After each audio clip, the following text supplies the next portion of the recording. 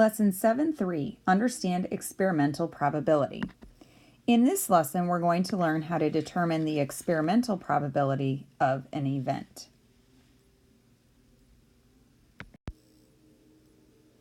How is experimental probability similar to and different from theoretical probability? Remember, in the last lesson, we talked about theoretical probability. What should happen when you spin a spinner, roll a number cube, or pick a tile or something like that out of a bag. What should happen is based on the number of items or outcomes that are possible and the number of outcomes that you want to have happen, or favorable outcomes. Experimental probability is similar. Let's take a look at example 1. Talia and Yoshi planned for 1 out of 8, or 12.5% of the players winning a prize. During the school fair, they kept track of the number of total players and winners and recorded the data in the table below. How does the actual number of winners compare to the expected number of winners? Now, you might remember from the previous lesson that the expected number of winners are the number of people that we thought would win the game based on the theoretical probability. In other words, how many people could win based on the number of sections on the wheel and the number of winning sections, which was 2 out of 16 or 1 out of 8.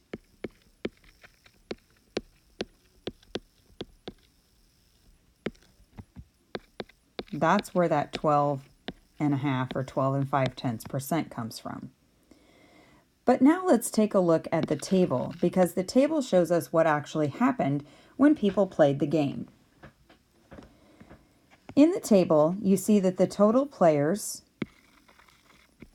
for both sessions of the school fair was 475, and there were 58 people who actually won the game.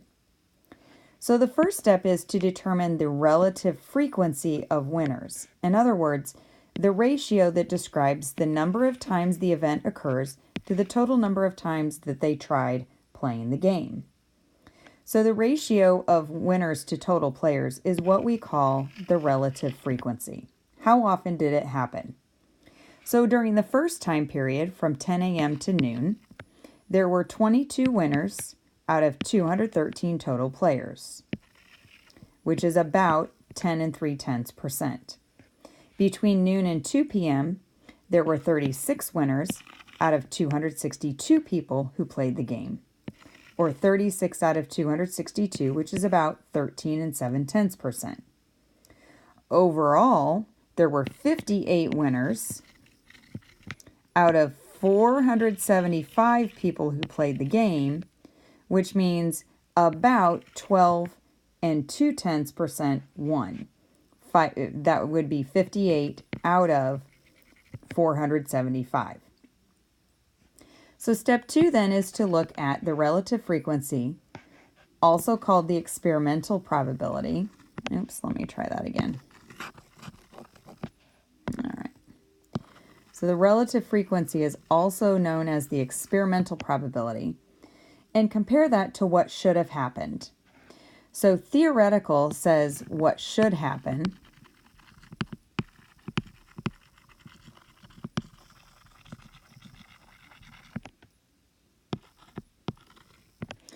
and experimental says this is what did happen.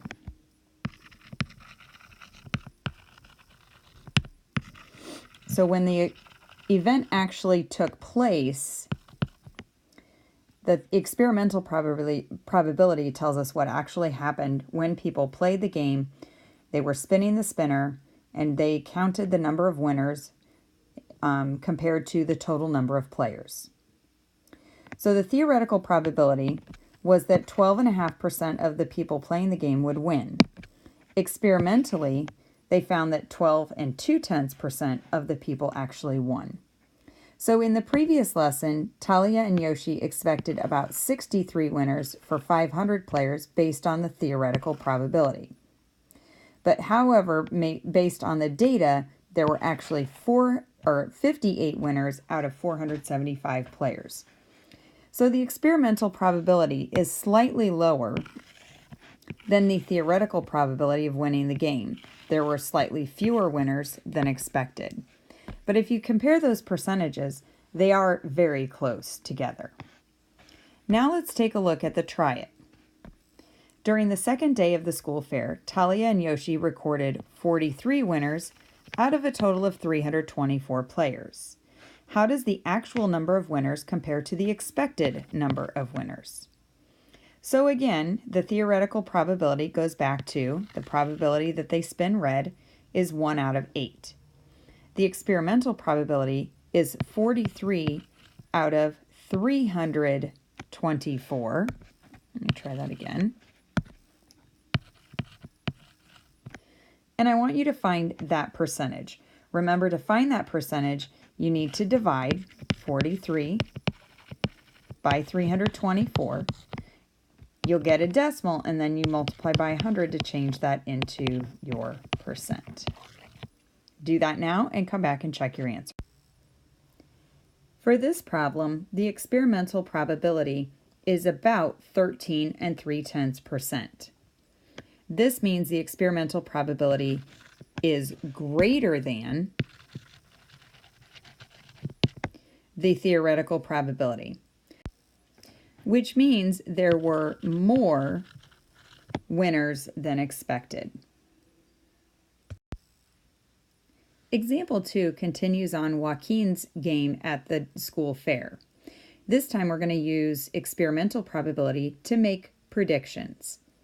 Joaquin also kept track of players and winners for his game during the fair.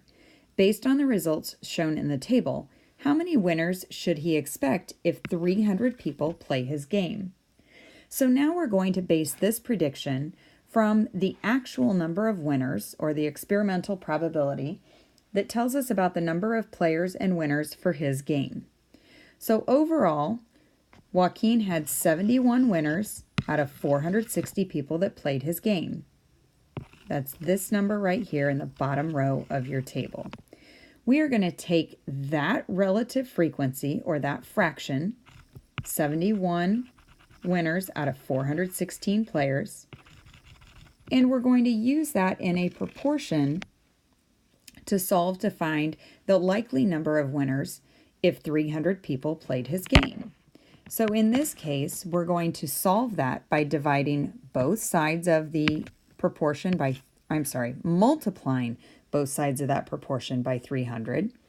And remember, when you multiply by 300 on the left side, you're going to do 71 times the whole number and then divide by 416.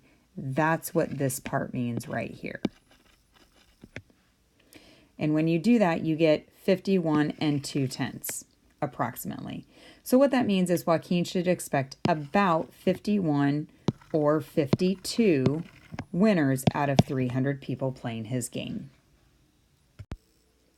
Now let's take a look at example 3, which explains the differences between theoretical and experimental probability. Amir and Marvin each flip a coin 50 times and record the result of each flip. The tables show their results. So you see right here, Amir's results when he flipped the coin 50 times. And then you see Marvin's results, and again, he flipped the coin 50 times. Part A. Based on theoretical probability, what are the expected results of 50 coin flips? Well, if I flip a coin 50 times, there are only two possible outcomes, heads or tails, and both outcomes are equally likely. So when I flip a coin, the probability of landing heads up or tails up is 1 out of 2, or 1/2.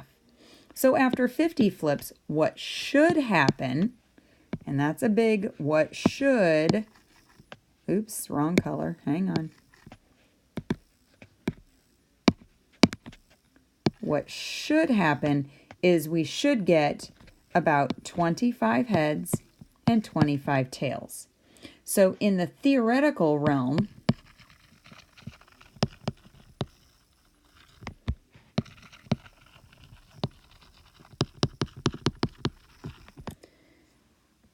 it should be 25 heads out of 50 and 25 tails out of 50. or 1/2 for each. But take a look at part B, because this is where we're going to examine Amir's results and Marvin's results. Why might their results be different from the expected results based on that theoretical probability? Well, remember that theoretical probability actually tells us what we should get, but it does not guarantee those results. Remember, the more times you flip that coin, the more likely it is your results will be closer to that theoretical probability number. But in the meantime, we can look at those differences. So for Amir, he got heads 26 out of 50 times. Pretty close. And he got tails 24 out of 50, when the expectation was about 25 heads and 25 tails. So Amir was close. And then we look at Marvin. Marvin's results weren't quite as close. He got heads 30 out of 50 times, and he got tails 20 out of 50 times. Now we can use that information to make predictions moving forward, but the more times that they flip those coins, the closer the results should be to that theoretical probability. So to summarize, theoretical probability tells us what should happen based on the number of favorable outcomes and the total number of outcomes that are possible. Experimental probability tells us what actually happened when we conducted the experiment or the trials. It tells us a total number of favorable outcomes based on the experiment. So in this case, how many times did we get heads? How many times did we get tails?